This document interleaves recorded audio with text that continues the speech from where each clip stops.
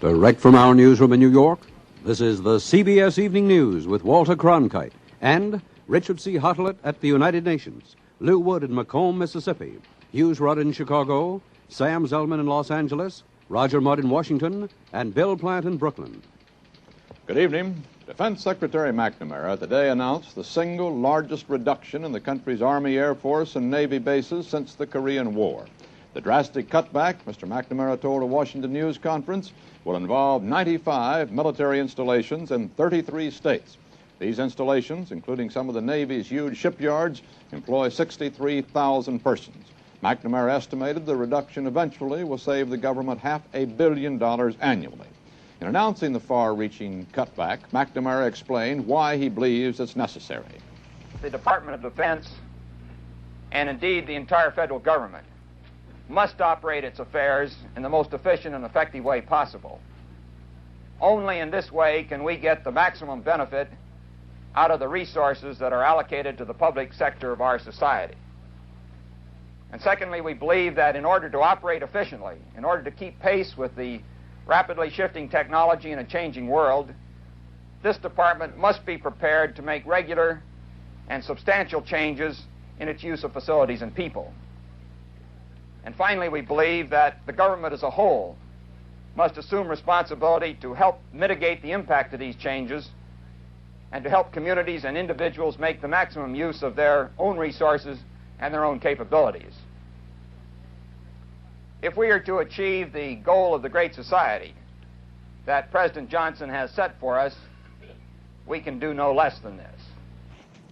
Thus, across the nation tonight, the vast number of communities are holding their breath, waiting to see whether their base will be the one to get the axe. Secretary McNamara will publish the casualty list tomorrow. CBS News has learned that the famous old Brooklyn Navy Yard, which now employs 9,800 workers, is a likely candidate for reduction. CBS News reporter Bill Plant visited the yard and talked with some of the people who work there. This is the Brooklyn Navy Yard. For 163 years, since 1801, some of the United States Navy's most famous ships of the line have come down the ways and steamed out to sea from this Navy Yard. The Maine, the Ticonderoga, the Arizona, the Constellation, and thousands of others, built or repaired here in the Brooklyn Navy Yard. And today, the threat of closing the Navy Yard hangs over it like a pall. How long have you been here? 18 years. What will it mean to you if the yard closes? Well, me and my family will have to go on relief, probably go hungry. You think you could find work? No, not at my age. Not at 56 years old. It'd be pretty hard. Well, I think it's politics. It has nothing to do with economy at all. I believe it's strictly politics. And the East Coast is hit with it. That's my view. I mean, I might be wrong. You think it's significant, then, that they waited until after the election to do it? I believe so. I personally feel that to save some money for us, we should cut down on giving away all this money overseas to Europe and giving away our jobs to Europe. They're building ships in Europe. We're well qualified to build ships right here. We got some of the best qualified trade mechanics that you can find in the United States, right here in the Brooklyn Navy Yard. What do you do at the Brooklyn Navy Yard? I'm an electrician in the yard. What will it mean to you if the yard closes down? To me, it'll mean a personal economic catastrophe. You think you could get another job? Frankly speaking, to find a job in the New York area now is tightening up, and it'll be harder and harder to find every day as the days go by. The Congo rebels say Dr. Paul Carlson will be permitted to live at least until Monday. The story in a moment. If you like things neat and clean, you'll like Parliament. Tobacco tastes best. Tobacco tastes best When the filter's recessed. when the filter's recessed. Smoke neat, smoke clean, smoke Parliament. Tobacco tastes best when the filter's recessed. And Parliament's filter is recessed a neat, clean quarter-inch away. That's Parliament's extra margin. If you like things neat and clean, you'll like Parliament. I've heard a lot of people talk about Persona Blade before I ever tried it. I tried, and I tried, The big difference that I find with Persona is the smoothness. I don't know what the difference is. I just know there's a difference. Have you discovered Persona Stainless, the luxury blade? Discover it now and get the best stainless offer yet. 2 regular packs of double-edged Persona for only 98 cents. Save 60 cents and get more shaves, better shaves, or we'll buy you or any blade you name. Discover Persona now. From Stanleyville in the Congo, rebel leaders broadcast word today that they've postponed the execution of U.S. medical missionary Paul Carlson until Monday. But they warned that he will be shot as an alleged spy on that day unless we can come up with suitable terms for gaining Carlson's release and that of 60 other captive Americans. No one dares guess what the ransom price may be. It could range from recognition and guarantee of support for the rebel regime to simple guarantees for the personal safety of the rebel leaders. It appears that Red China may well have broken one of our military secrets with its claim earlier this week of having shot down a pilotless U.S. reconnaissance plane. American sources in Vietnam said today we actually have such planes in operation. That remote-controlled drone aircraft launched from other aircraft are being sent on reconnaissance missions over North Vietnam. The same sources did not discount the possibility that the drone planes have been guided over communist China. Washington remains silent on the matter. Defense Secretary McNamara had no comment for newsmen today. McNamara did disclose, though, that another of our reconnaissance jets was shot down by communist forces in Laos today. There was no immediate word on the pilot's fate. We also suffered more setbacks in Vietnam today. 115 U.S. Army helicopters, the largest number ever involved in any single operation of the guerrilla war, flew 3,000 government troops to an attack area north of Saigon. There was supposed to have been a big force of communists there, but all the $1 million operation turned up were 2 Viet Cong guerrillas, a few hand grenades, and a motorbike. In Saigon, meanwhile, another of those terrorist bombs wounded 18 Americans and several Vietnamese. Our ambassador to Saigon, General Maxwell Taylor, is returning to Washington on November 27th to review the course of the war with President Johnson. Our diplomatic correspondent in Washington, Marvin Kalb, quotes White House sources as saying that Mr. Johnson is thinking in terms of a slight escalation of the war, but at the moment, nothing on the scale of an attack against North Vietnam. At the United Nations today, the escalation process was stepped up considerably in the U.S.-Soviet confrontation over finances. The story from CBS News UN correspondent Richard C. Hotlett. Communist delegates flatly turned down a compromise scheme being put forward by 4 smaller nations to avert a head-on collision here on December 1st. And communist diplomats say that their countries will walk out of the General Assembly if the vote goes against them on the financial question. The Soviet Union and 6 other communist members still say that they are not in arrears because the peacekeeping charges are illegal and that efforts to force payment could wreck the UN. The United States says that the UN will be financially and morally bankrupt if the defaulters are not punished, as the Charter provides, by losing their assembly vote. The compromise scheme is a rescue fund to which both the debtors and other countries would contribute. This would collect money and spare the debtors the humiliation of backing down. The United States seems agreeable, but communist diplomats say no go. Whether this is psychological warfare or dead earnest remains to be seen. This is CBS News correspondent Richard C. Hotlett, United Nations. Desalinization, not de-Stalinization, occupied the Kremlin today, and it served as a good excuse for another Soviet call for better relations with Washington. In a Moscow ceremony, the Soviet Union and the United States signed a 2-year agreement to cooperate in atomic research aimed at producing cheap fresh water from the ocean. And in a series of toasts that followed, Soviet Foreign Minister Gromyko pledged that Russia will try to settle all of its problems with the United States. That case of the mysterious trunk grew even more mysterious today. Italy sent packing back to Cairo the 2 Egyptian diplomats that said were trying to smuggle a man out of the country in an ingeniously prepared trunk. Well, the diplomats denied everything, and the United Arab Republic ambassador said he knew nothing about the matter. But meanwhile, the Israeli government was denying the claim of the man in the trunk that he was an Israeli spy. In fact, the Israeli government said he deserted his wife and 4 children in Israel and left a criminal record behind him. At any rate, he's in Rome and not in Cairo, as the Egyptians apparently planned. In a moment, Nazi documents that claim Pius XII favored the Axis in World War II. This is the secret of clean dishes. Hot, hot water. The hotter the water, the cleaner the dishes. This is the new Westinghouse portable dishwasher. Inside it, Westinghouse has built a remarkable automatic hot water control called the sanitizer. Thanks to the sanitizer, every dish washed in the Westinghouse portable dishwasher gets the benefit of a full wash plus a full rinse in 145-degree hot water, far hotter than your hands can stand. Thanks to the sanitizer, the Westinghouse portable dishwasher gives you spotlessly clean, sanitized dishes without work. The hotter the water, the cleaner the dishes. What a marvelous way to say I love you on Christmas Day. Are you listening, dear? You can be sure if it's Westinghouse. In London today, the British government published Nazi state documents that portray the late Pope Pius XII as favoring the German and Italian cause in World War II.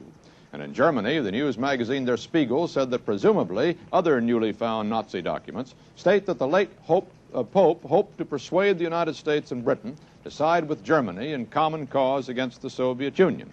In Rome, a high Vatican official described all the documents as partisan allegations. Der Spiegel's report also quoted documents alleging that Pope Pius knew the fate of Jews in Germany under Hitler, but did little to save them. The documents released by the British quoted the wartime consular of the German embassy to the Holy See, in which he said of the Pope, "In his heart one is assured time and again, Pius XII stands on the side of the Axis powers."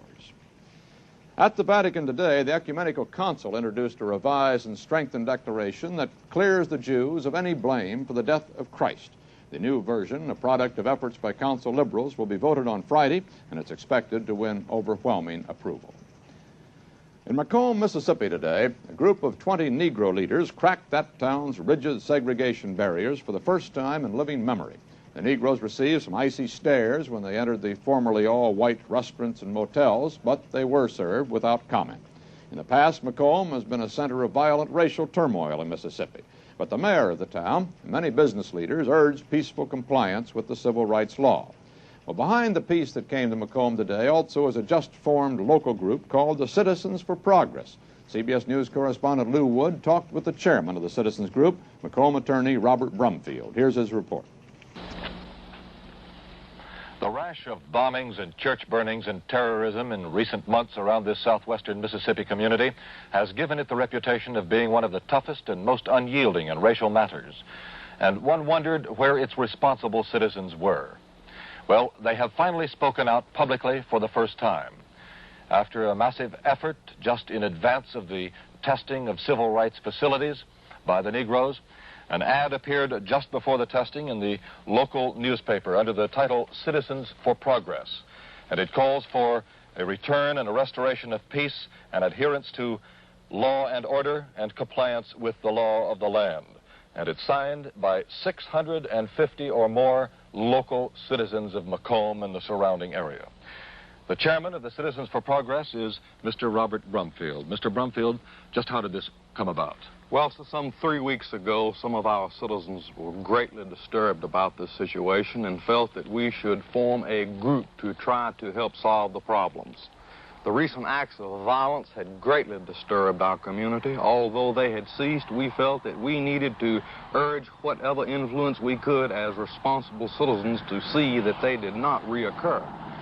Secondly, we have gotten a great deal of unfavorable national publicity as a result of these acts of violence, which could have severe effects on our town. We felt that an expression by a large group of people would in some measure offset this bad publicity. Thirdly, none of us like the Civil Rights Act. Nevertheless, the same is now the law of the land, and we as law-abiding citizens feel that we must learn to live within the laws of the United States in spite of personal difficulties. Well, Mr. Brumfield, has the possibility of intimidation been a factor in making it so difficult for citizens to speak out publicly up until now? Quite frankly, that is possible. Then that may be the key to the entire question. But Finally, the responsible citizens of the Macomb area have spoken out publicly, and they've taken the bull by the horns. And Macomb may now see an end to its racial troubles. This is CBS News correspondent Lou Wood in Macomb, Mississippi. A woman correspondent who had an interview with a large group, FBI Director J. Edgar Hoover today, said that Mr. Hoover said that Martin Luther King is the most notorious liar in the country. He was angered, it was said, because King has claimed that FBI agents in Albany, Georgia, would take no action on civil rights complaints because they themselves are Southerners. Dr. Andrew Ivy, the Chicago physiologist charged with fraud and conspiracy in the promotion of cribiazin as a cure for cancer, surrendered in federal court today. CBS News correspondent Hughes Rudd talked with Ivy just before he walked into that courtroom. Yes, we've met before. Any comments, sir, about all New that? and interesting experience. This is not the first time that scientists have suffered indignities for standing up for what they think is right. How do you think it's all going to end, sir? All in my favor, and You're in the still favor of my patients. You're still convinced of the efficacy of cribiazin? 100%, more than ever. Oh, what, sir, if the court find against you? What then? Well, I don't think that's going to happen. Dr. Ivy entered a plea of not guilty, heard his next court appearance set for January the 11th, and then held a news conference in the corridor of the courthouse where he was asked if he could make cribiazin in the courtroom if necessary. I'd be very glad to do that, to make a demonstration, because any average citizen can understand how cribiazin is made. It is just that simple. As a matter of fact, it is so simple that some people have said that everything has not been disclosed which is necessary for the manufacture of cribiazin. Why is it so expensive if it's so simple to make? Well, the production of the first batch of any medicine which you obtain in small quantities from biological sources is very expensive to make. And the first batch of cribiazin, according to the receipts which I saw in 1953 and 54, cost more than $1.3 million. Since that time, as is true of any drug, the cost of production decreases. Would you agree to a moratorium on this? Why, absolutely not, because that would be cooperating with the sentence of death on these patients who are now receiving it and on whom it has been demonstrated that it is necessary for the preservation of their health and life. Later in the day, Dr. Ivy's co-defendants, the Dorovic brothers, appeared for their arraignments and also pleaded not guilty. Like Dr. Ivy, they are out on $5,000 bond. This is CBS News correspondent Hughes Rudd in Chicago. An AP survey today said the heads of police departments in 40 of the nation's most important cities know of no John Birch Society members in their organizations.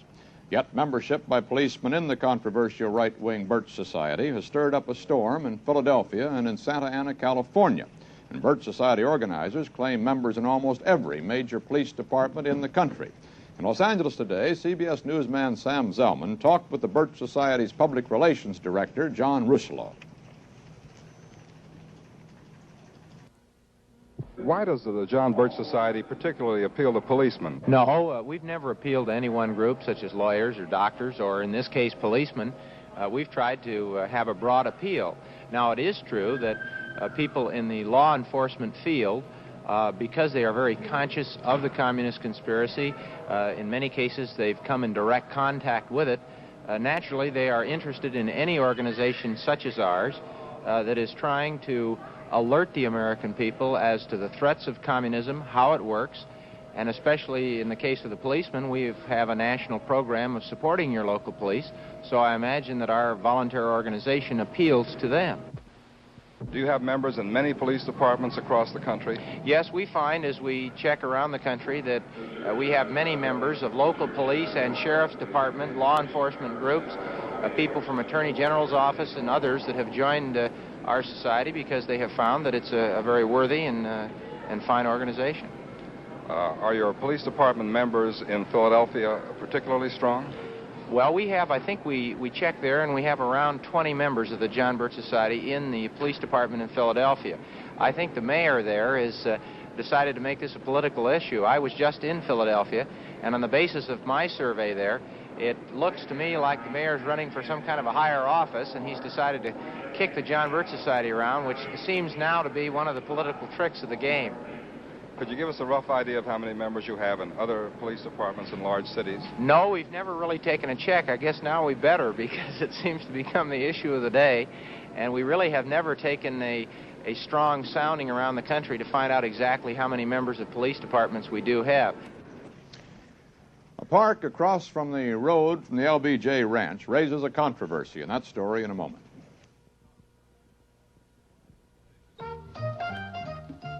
This is probably the best-known chassis on Earth.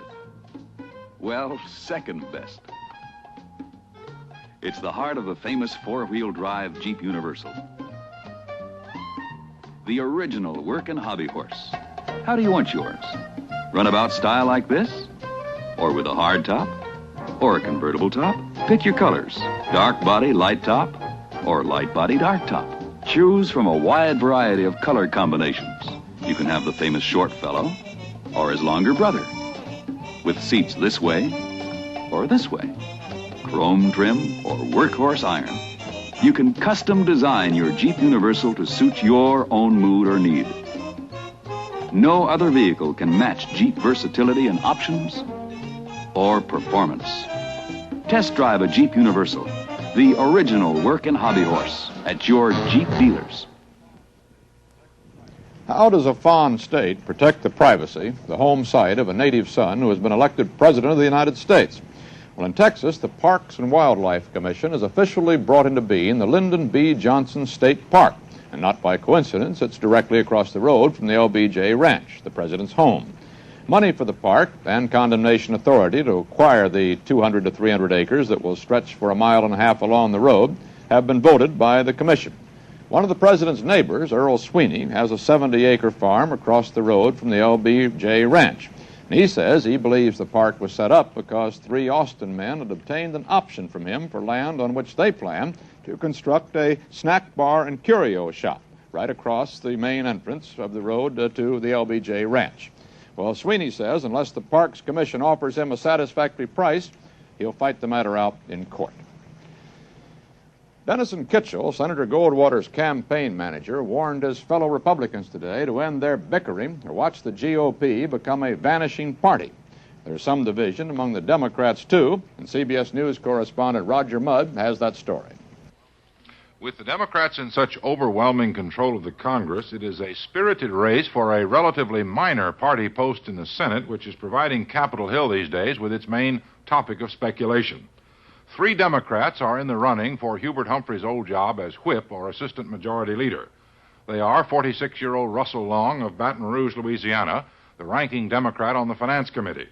62-year-old Mike Monroney of Oklahoma City, the second-ranking Democrat on the Commerce Committee, and 57-year-old John Pastore of Rhode Island, who ranks just ahead of Monroney. The maneuvering and the campaigning of these 3 men is a fascinating study in human nature, of past political favors, of petty jealousy, and of mean gossip. 2 weeks ago, Pastore was the odds-on favorite, not only with the president, but also with the Senate liberals. But suddenly the liberals, as they do very frequently, went off in 8 different directions. Led by Paul Douglas of Illinois, a group of farm state liberals indicated they were not for Pastore at all, but were for Russell Long of Louisiana. One of them confided, "I've got farm troubles this year, and I'm afraid Pastore doesn't know a cow from a mule." Another expressed fear that Pastore was too much a Johnson man. But then Paul Douglas quickly got accused of cronyism because he and Long serve on the Finance Committee together and once were on the same side in the filibuster. About all they can agree on is that President Johnson has promised not to intervene in the party caucus, and they are not so sure they believe him. This is Roger Mudd, CBS News in Washington. In Minnesota, the man named to take Vice President-elect Humphrey's place in the Senate, 36-year-old Walter Mondale, now plans to go to Washington next week. At a news conference right after he was appointed, the new senator had some kind words for the old. The people of Minnesota have been kind to me during my years as Attorney General. And serving this magnificent state and our people is the highest honor and the highest trust that I could have hoped for. I am humbled by the prospect of succeeding Senator Humphrey. He has been as effective a senator as Minnesota has ever had. But more than that, he has become one of the most effective leaders of the free world. On Wall Street, for the second day in a row, the Dow Jones Industrial Average closed at a new all-time high. Sales totaled 6,560,000 shares. A bicycle wheel is a many-spoked thing. In a moment, our well-spoken London man will speak about them. Bicycles, that is. For the person with arthritis pain, every morning means another day of suffering. The cause? Inflammation around joints that brings stiffness. There is no cure, but there is Anacin. Anacin contains a specific ingredient that reduces arthritic inflammation as it relieves minor pains for hours. Minutes after taking Anacin, pain is relieved, and then inflammation is reduced, so joints may move easier again. You see, an Anacin tablet contains more of the pain reliever doctors recommend most, more than any leading tablet. Anacin relieves these arthritis miseries, relieves pain fast, acts to reduce inflammation fast, and so relieves its stiffness fast. You get hours of continuous relief, so you may move more freely. Take Anacin, with the pain reliever doctors recommend most. Gentle to the stomach Anacin, with a specific ingredient that reduces arthritic inflammation as it relieves pain. The bicycle, well, in the beginning, it was like this. High wheel to the fore, low wheel aft. Or is it rear? Or back? Anyway, it had its evolution, and evolving, it became a courting device. As mankind's pace quickened, so the bike and the riders speeded up. Bicycle racing was the sport of the nation 2 decades ago. Now a development in Britain will soon wheel its way into our lives and byways, and CBS News correspondent Alexander Kendrick has the story in London. The thing to be in Britain these days is not a big wheel, but a little wheel. There was the mini car, the mini cab, the mini bus, and now it's the mini bike. Not only a technical, but a cultural revolution is claimed for the first change in bicycle design this century. The mini bike is not a toy, even though its 16-inch wheels instead of the normal 27-inch make it a toy under American customs regulations and thus require twice as much tariff duty as the standard big bikes.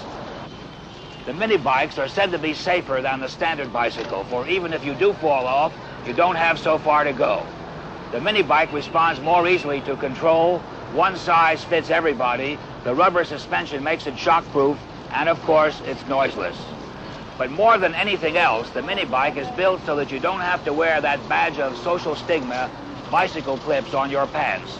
This is where the cultural revolution comes in. It looks as if the bicycle is being taken out of the hands of sportsmen, adolescents, and proletarians and put into the hands or under the feet of middle-class urban executives. The mini bike is not so much a status symbol as a status equalizer. It can be ridden with perfect equanimity by anyone. Well, except maybe CBS News correspondent Alexander Kendrick in London. And that's the way it is. Wednesday, November 18th, 1964. This is Walter Cronkite. Good night. This has been the CBS Evening News with Walter Cronkite.